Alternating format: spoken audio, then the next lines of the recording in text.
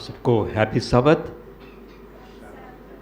मैं परमेश्वर का धन्यवाद करता हूँ। हम बीच में कुछ दिन के लिए मैं जहाँ काम करता था वहाँ लुधियाना चले गए थे, क्योंकि मेरा सारा पेपर वर्क जो करना है अभी तक नहीं हो पाया है।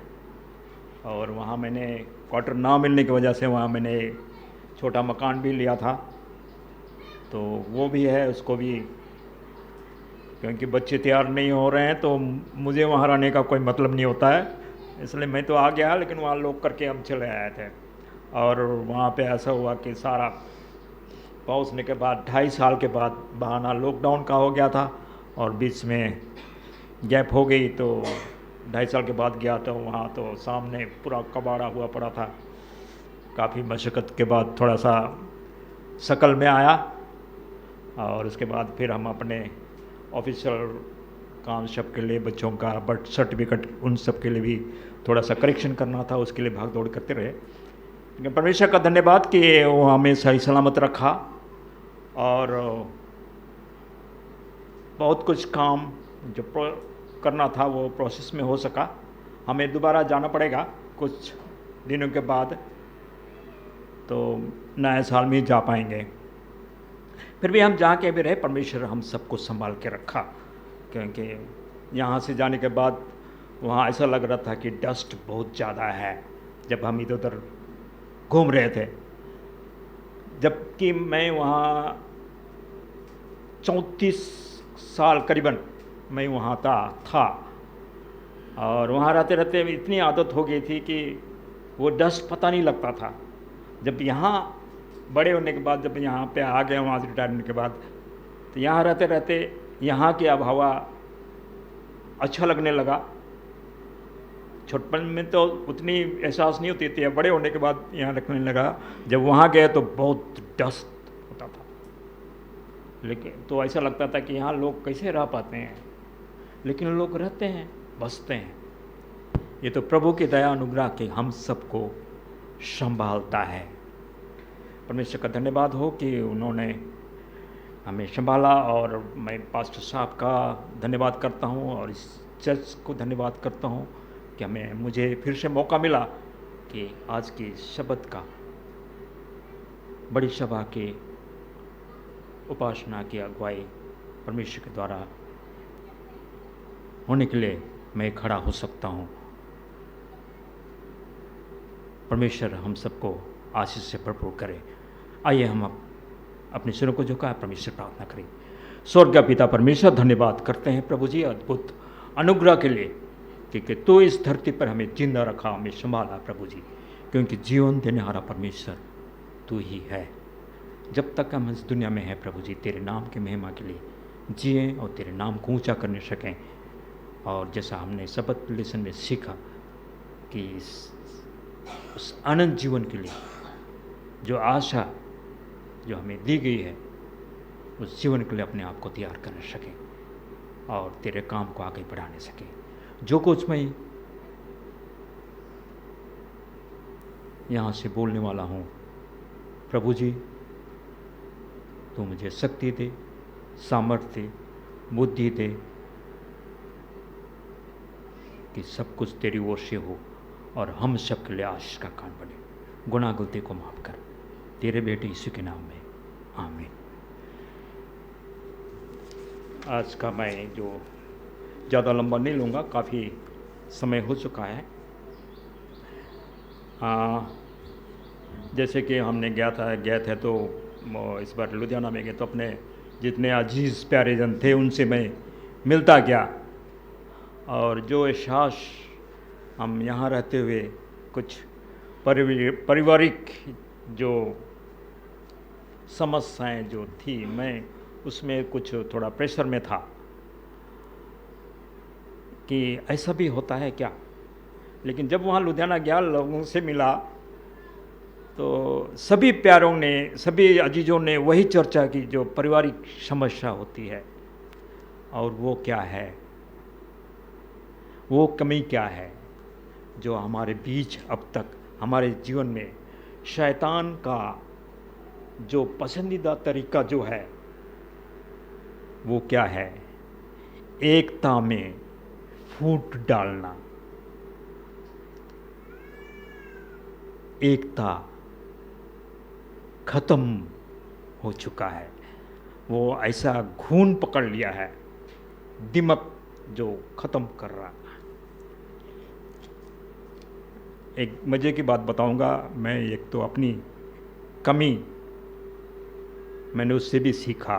ये क्या होता है कि पंजाब में वो, आप लोग इस बात को हंसेंगे, जब मैं रिटायरमेंट का जब प्रोग्राम था तो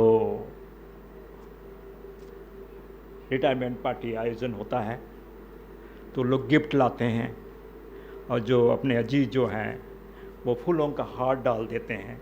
और उधर क्या एक रिवाज है कि वो नोटों का हार, 10-10 रुपये, 50-50 से 20-20 का, जिस तरीके से वो नोटों का हार डिजाइन बनाते हैं उसमें, और नोट ही डाल देते हैं गले में।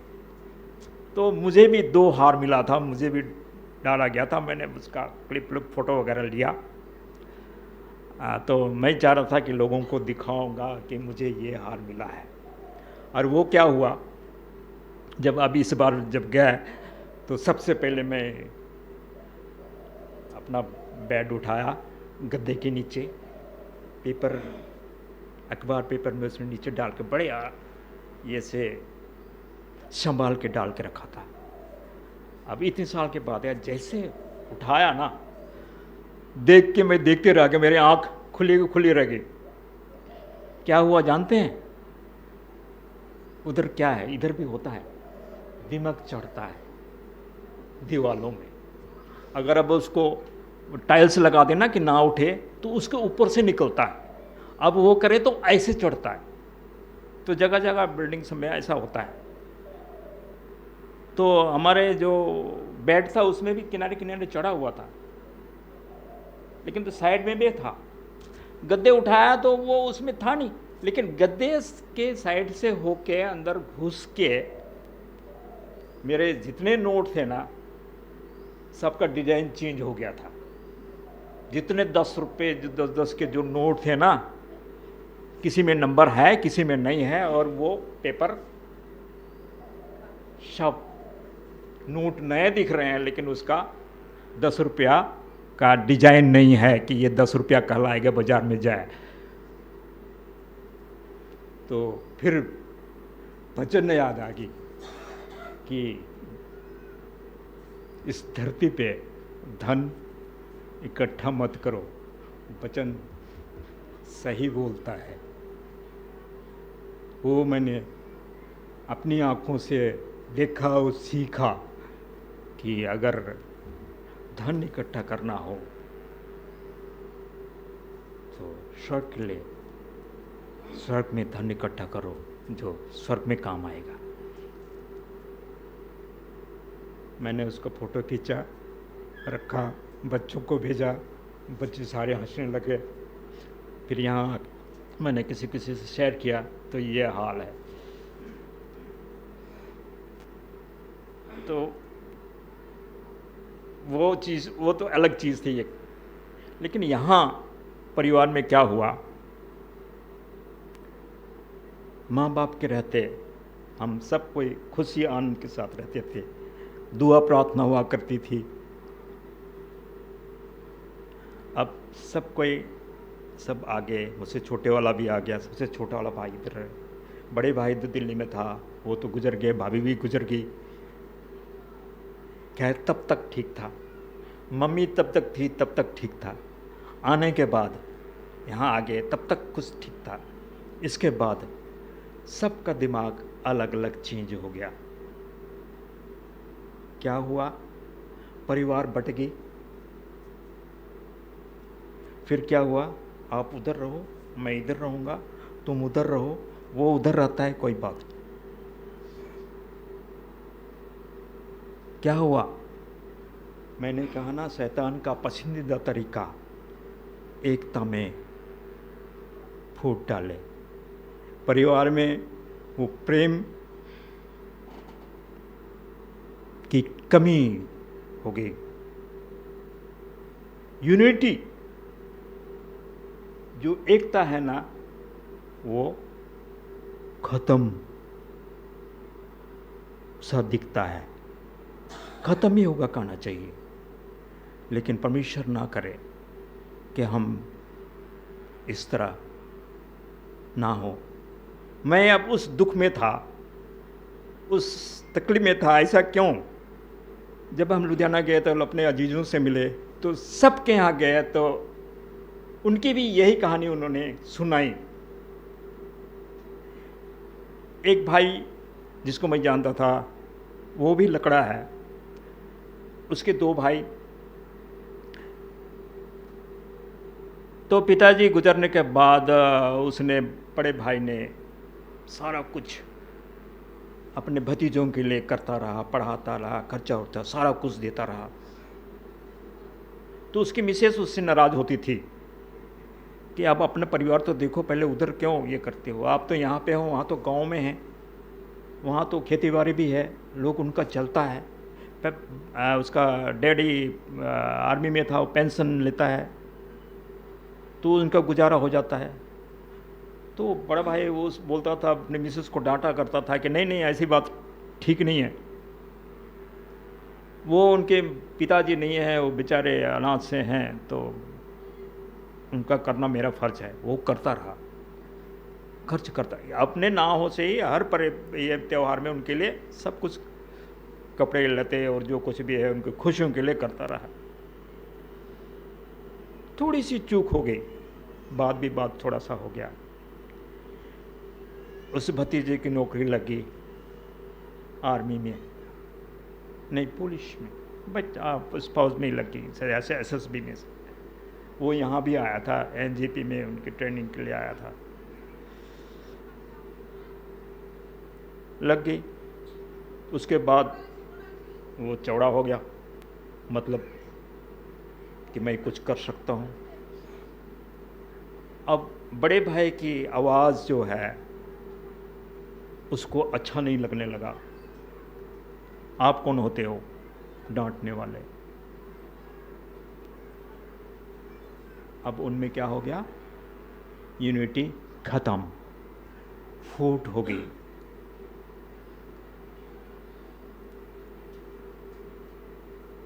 पौलुस इसी बात को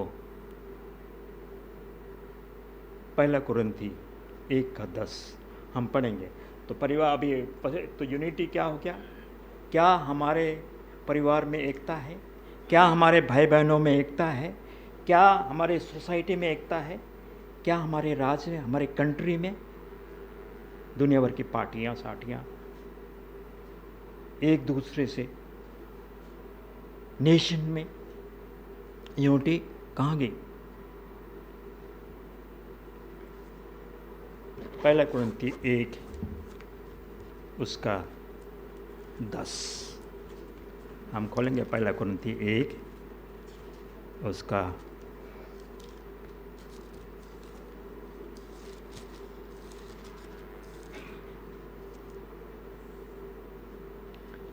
हेडिंग में लिखा है, कलीसिया में फूट। हे भाइयों, मैं तुमसे हमारे प्रभु यीशु मसीह के नाम से विनती करता हूँ कि तुम सब एक ही बात कहो और तुम में फूट ना हो, परंतु एक ही मन और एक ही मत होकर मिले रहो। हम मसीहियों को, जब हम उस जीवते परमेश्वर के उपासक हैं, उसने हमें सृष्टि की, हमें उस आशा में रखा है कि हम उस अनंत जीवन को प्राप्त करेंगे। तो इस धरती में रहते हुए हमें कैसे रहना है? मिलजुल के रहना है, एक मन और एक हिम्मत होकर मिले रहो।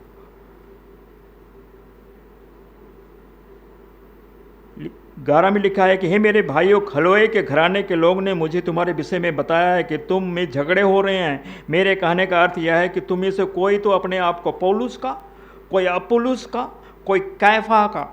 कैफा कौन है? पतरस, जिसका दूसरा नाम कैफा भी है। तो कोई मसीह का कहता है। क्या मसीह बट गया?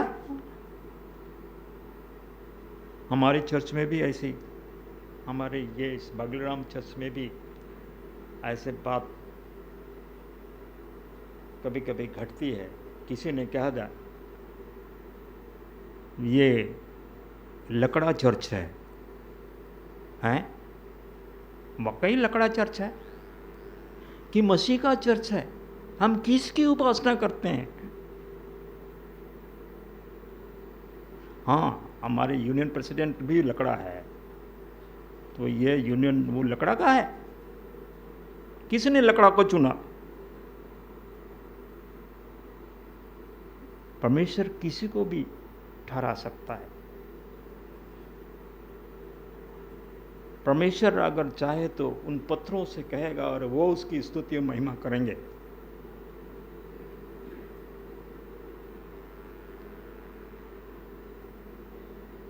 परमेश्वर अपनी महिमा किसी से भी करवा सकता है, लेकिन हम अपने विचारधाराओं से हम बटे हुए हैं, और यही कारण है कि हमारा चर्च खाली खाली रहता है। हम उसकी क्या करते हैं, एक दूसरे की फूंक मारते रहते हैं, वो वैसा है, फलना वैसा है। यही हमारे मसीहत में, हमारे चर्च में, हमारे समाज में ये प्रॉब्लम है।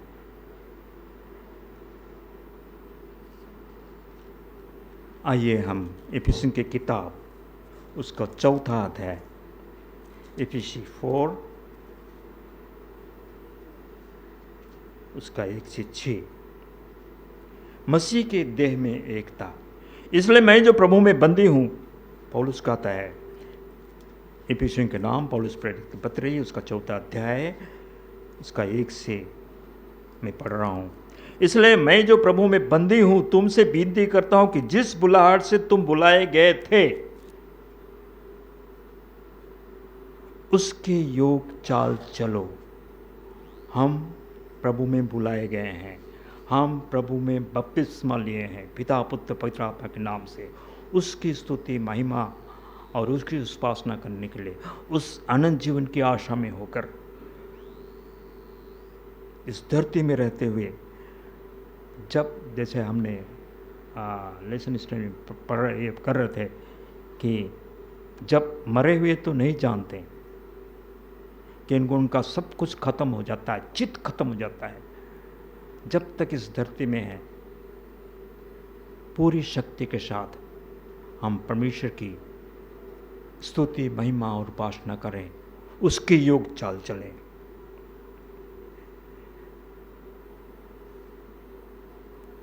जिस बुलाहट से तुम बुलाए गए थे उसके योग चाल चलो, अर्थात सारी दीनता और नम्रता सहित और धीरज धरकर प्रेम से एक दूसरे की सह लो।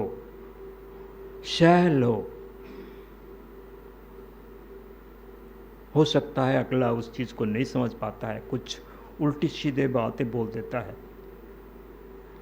आप तो समझदार हो, आप सहो, उसको समझाओ, समय अनुसार वो भी समझ जाएगा। उसके लिए दुआ करो, उसके लिए प्रार्थना करो।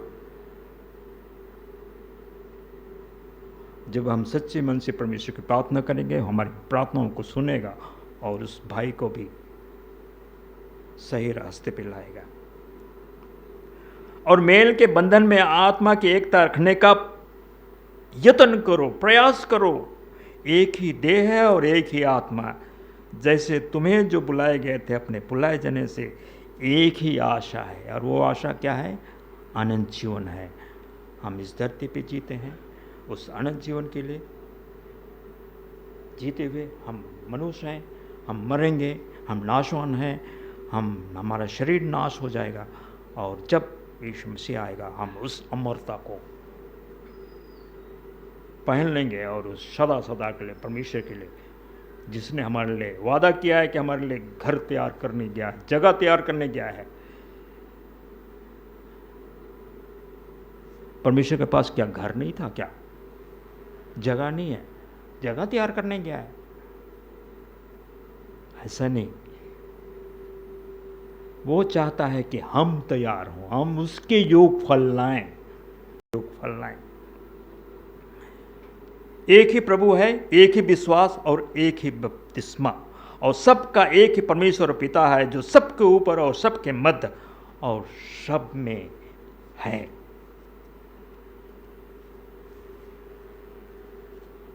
परमेश्वर कहता है दीनता और नम्रता और धीरज और संयम बनाए रखें। Be long suffering. राजा साउल ने दाऊद को जब उसे ईर्ष्या करने लगा तो 3 बार अटैक किया था, लेकिन जिसको परमेश्वर संभालता है उसको कौन मार सकता है। और दाऊद को भी 3 बार मौका मिला था कि साउल को ख़त्म कर सकता था, लेकिन ऐसा नहीं किया, क्योंकि वो परमेश्वर का जन था, परमेश्वर उसके साथ था, और साउल को परमेश्वर ने अभिषेक किया था, इसलिए वो अभिषेक जन था। जो भी वो परमेश्वर से वो भटक गया था। हमारी सोच, हमारी समझ,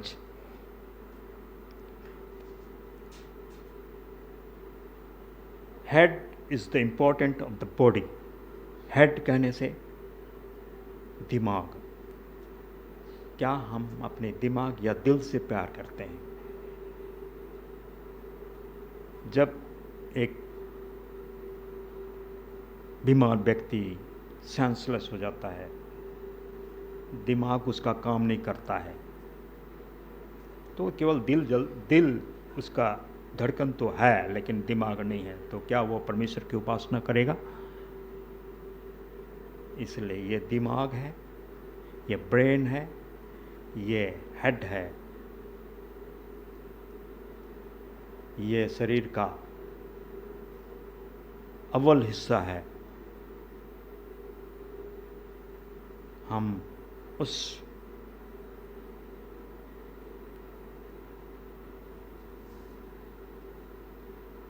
चीज़ को याद रखते हुए, क्योंकि परमेश्वर सब बातों में सबके ऊपर और सबके मध्य और सब में है। परमेश्वर हमारा हेड है।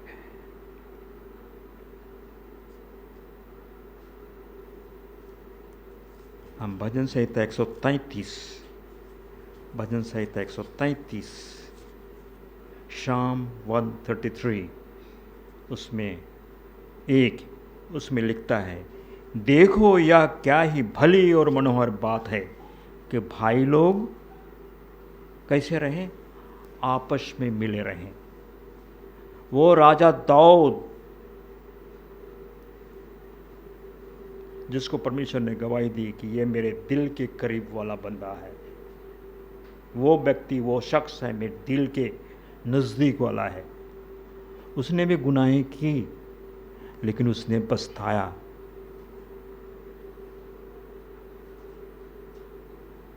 और वो परमेश्वर को दिल से उसकी उपासना करता था, और उसकी गवाही यह है, और वो कहता है कि देखो क्या ही भली और मनोहर बात है कि भाई लोग आपस में मिले रहें।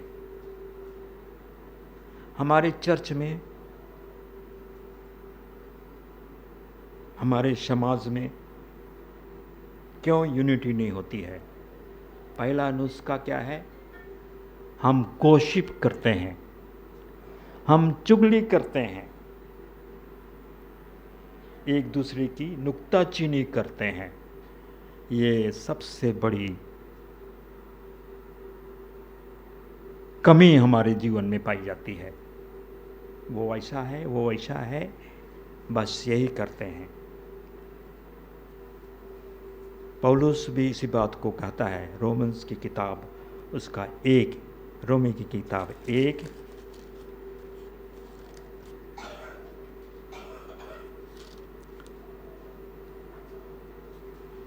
29।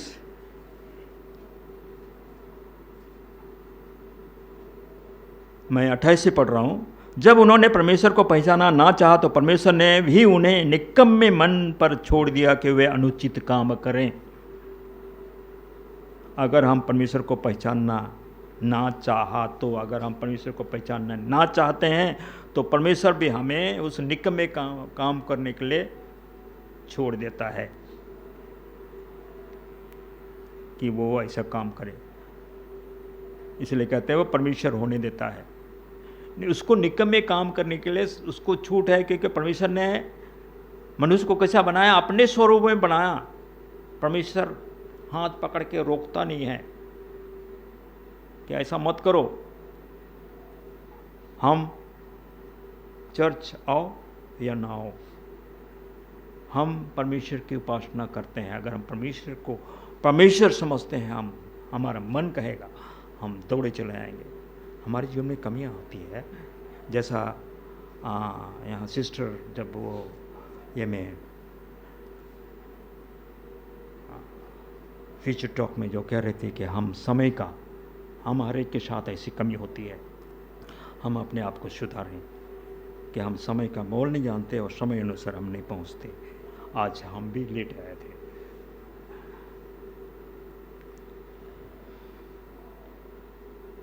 उनतीस में कहता है 29 में, इसलिए वे सब प्रकार के अधर्म और दुष्टता और लोभ और बैरभाव से भर गए और डाह और हत्या और झगड़े और छल और ईर्ष्या से भरपूर हो गए। और लिखा है चुगलखोर। और इसकी वजह से हमारे समाज में, हमारे चर्च में जो एकता है उसकी कमी पाई जाती है। दूसरा, लेक ऑफ प्रेयर, प्रार्थना की कमी। हम एक दूसरे के लिए प्रार्थना शायद नहीं करते हैं, बहुत कम ही करते हैं। हम अपने लिए तो करते हैं, पर दूसरे के लिए, अपने साथ वाले के लिए, अपने पड़ोसी के लिए, अपने चर्च के भाइयों के लिए, चर्च के परिवार के लिए करते हैं। उसके बाद आपस में हम बातचीत, हाल चाल पूछते हैं या नहीं पूछते हैं। चौथी है ये में सबत लेसन में भाई लाल ने कहा था कि हम जो संगति रखना ना, उसमें कमी पाई जाती है। संगति रखना बहुत जरूरी है यूनिटी बनाए रखने के लिए। और पांचवा है, हम परमेश्वर का जो फोकस है उसको हम सही तरह से पेश नहीं करते हैं। और इसको जानने के लिए हमें ये शास्त्र दिया गया है जिसके अध्ययन करने की ज़रूरत है। और जब हम उसमें अध्ययन करते हैं, हम आहिस्ते से आहिस्ते जीरो से ऊपर फिर बढ़ते जाते हैं। जब हम बीच में गैप करते हैं, हमारा जो स्तर है वो नीचे चला जाता है। फिर उसको आने के लिए फिर हमको ये करने की पड़ती है। तो हम बने रहें कि हम परमेश्वर के उस ज्ञान में, उस समझ में, उस बुद्धि में बढ़ते जाएं। मैं पढ़ूंगा मत्ती की किताब 12 अध्याय उसका 25। मत्ती का किताब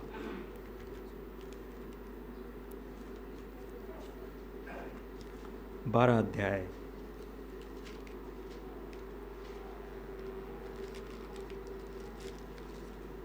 यह वार्निंग देता है। उसने उनके मन की बात जानकर उनसे कहा, जिस किसी के राज में फूट होती है वह उजड़ जाता है, और कोई नगर या घराना उसमें जिसमें फूट होती है बना ना रहेगा। अगर हमारे मंडली में, हमारे समाज में, हमारे परिवार में अगर एक मन ना हो तो वो क्या होता है, उजड़ जाता है। लिखा है उजड़ जाता है। और कोई घराना या नगर या घराना जिसमें फूट होती है बना ना रहेगा। और एक पढ़ेंगे फिलिपी की किताब 4 उसका 2। फिलिपिन्स की किताब 4,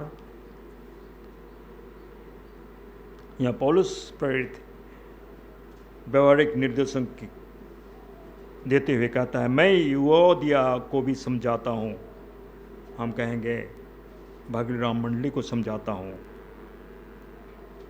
और लिखा है कि वे प्रभु में एक मन रहें। हे सच्चे सहकर्मी, मैं तुझसे भी विनती करता हूँ कि तू निश्चितों की सहायता कर, क्योंकि जिन्हें मेरे साथ सुसमाचार फैलाने में क्लेमेंस और मेरे अन्य सहकर्मियों समेत परमेश्वर परिश्रम किया है, जिनके पास जीवन की पुस्तक में, जिनके नाम जीवन की पुस्तक में लिखे हुए हैं। हम इसलिए प्रभु में सदा आनंदित रहो। फिर मैं कहता हूँ कि आनंदित रहो, तुम्हारी कोमलता सब मनुष्यों पर प्रकट हो। प्रभु निकट है, किसी भी बात की चिंता मत करो, परंतु हर एक बात में तुम्हारे निवेदन, प्रार्थना और विनती के द्वारा धन्यवाद के साथ परमेश्वर के सम्मुख उपस्थित किए जाएं। पर दीनता से एक दूसरे को अपने से अच्छा समझो। तो चलिए हम परमेश्वर के वचन में ज्ञान और समझ में बढ़ते जाएं, और हम परमेश्वर की उस इच्छा को बनाए रखें कि हम, जैसा हमने सबत लेसन में सीखा, उस धन्य आशा की ओर बढ़ते हुए हम उसके आने की बाट जोते रहें और अपने आप को तैयार करने सकें।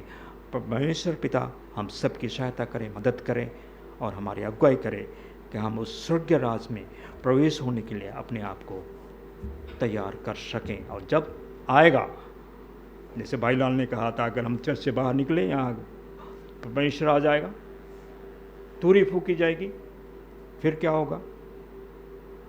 रोज़ ब रोज़ हमारे पास समय नहीं है, रोज़ ब रोज़ हम बढ़ते जाएं।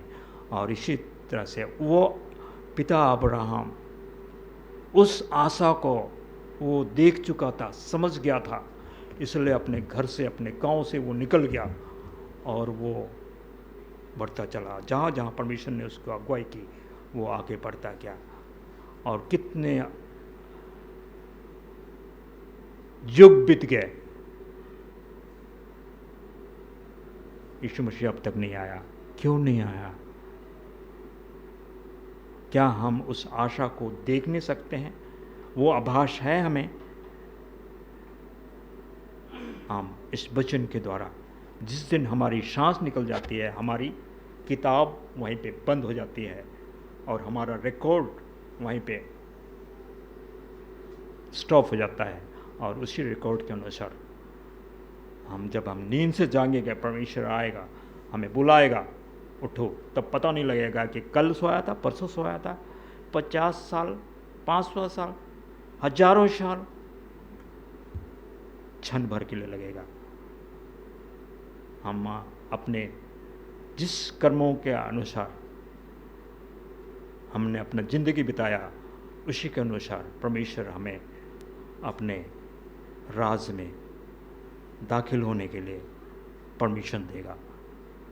आइए हम अपने आप को परमेश्वर के साथ बनाए रखें और उस स्वर्ग राज के लिए अपने आप को तैयार करें कि हम अपने लिए भी और परमेश्वर के काम को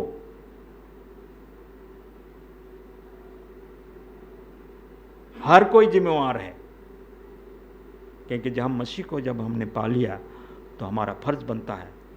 हम ज़्यादा बड़ी बड़ी मीटिंग नहीं कर सकते, भाषण नहीं दे सकते, लेकिन हम अपने पड़ोसियों को, अपने भाइयों को तो बता सकते हैं। हम प्रभु में बने रहें और परमेश्वर के प्रेम को और इनसे बांटते रहें। इसी वचन के साथ मैं आज का ये वक्तव्य अंत करता हूँ। परमेश्वर हम सबको आशीष दे। छोटी सी प्रार्थना करें। स्वर्गीय पिता परमेश्वर, धन्यवाद करते हैं आशीषों के लिए और इस वचन के लिए। तो हम सबको संभाले रख, इस्तेमाल कर, और जो कुछ भी त्रुटियाँ हमारे जीवन में हैं, कमी है, फूट है, हमारे जीवन से दूर कर। हम एक दूसरे का प्रेम करना सीखें, एक दूसरे को उस कमियों को नज़रअंदाज करते हुए, सहते हुए, तेरे नाम को ऊंचा करते हुए प्रभु जी जीवन के कदमों में आगे बढ़ें और तेरे नाम के गवाह बने। पवित्र आत्मा के द्वारा हम सबकी सहायता कर, मदद कर, मांगते हैं तेरे बेटे यीशु के नाम में, आमीन।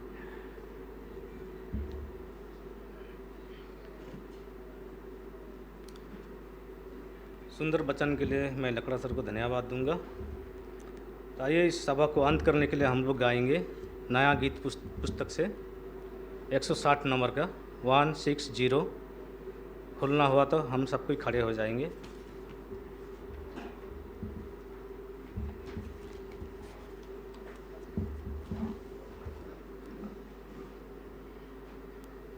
हे प्रभु आशीष के सोते, मुझसे अपनी स्तुति करा। सोते मुझसे आपने मेरी दया है अनुपम, दया था सर्वदा, तेरा प्रेम जो है निरंतर रहता पूरा सिम सदा, उसके मुँह से परमेश्वर प्रशंसा का गीत गवा। अब नजर तू है मसीहा, हुआ मेरा तारनहार, इससे भी मैं पहुँचूंगा शोक के समुद्र के पार। था मैं भूली बेड़ के सारे, जिनको छोड़ विश्राम के बाद, यीशु खोजने और बचाने आया, दिया अपना राह।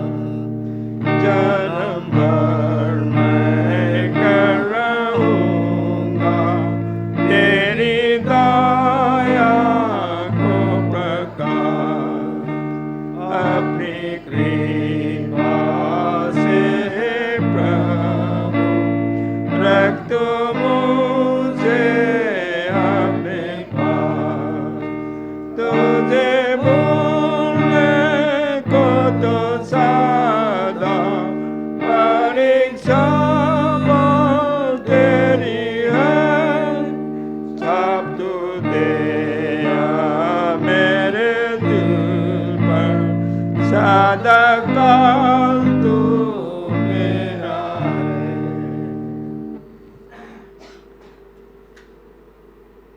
धन्यवाद प्रभु जी, धन्यवाद इस शपथ के दिन के लिए जो तू हमारे जीवन में दिया है, क्योंकि आदि और अंत तू ही है, अल्फा और ओमेगा तू ही है, सदा काल तू मेरा ही है। पिता परमेश्वर, हमें संभाले रख। अब इस दुनिया में जीते हुए, क्योंकि यह जीवन तो ही दिया है, तू अपने उद्देश्य के लिए, अपनी महिमा के लिए हमें हर शैतानी हमसे बचाए रख। हम तुझ में बने रहें और तेरे नाम को ऊंचा करने सकें, जिससे इस जीवन में रहते हुए तुझ में बने रहकर उस स्वर्ग अनंत जीवन में प्रवेश कर सकें, और हम तेरे आने के बाद जोते रहें, और जब तू आएगा प्रभु जी तेरे राज में हम पाए जाए। हम सबके साथ हो, हमारी अगुवाई कर, और जो भी जिम्मेवारी हमारे जीवन में दिया है उसको हम निभाते हुए हर बात में, हर मोड़ में, हर स्थिति में तेरे नाम को ऊंचा करते हुए जिए चले बढ़े।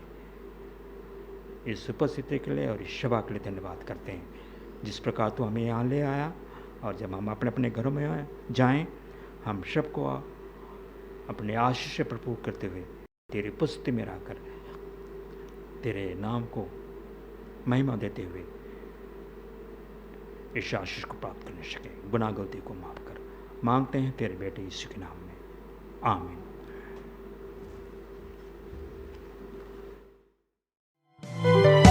मोर डहर कर दिया तो है मोर पाँव कर उजियाला तो है यीशु